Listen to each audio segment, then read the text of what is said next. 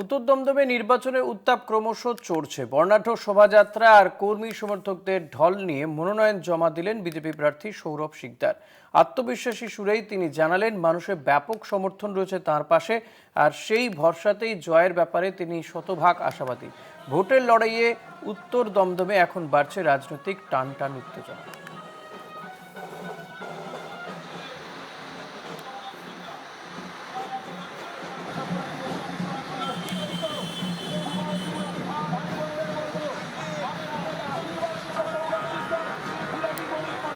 দাদা দাদা দাদা দাদা এদিকে দাদা এদিকে এদিকে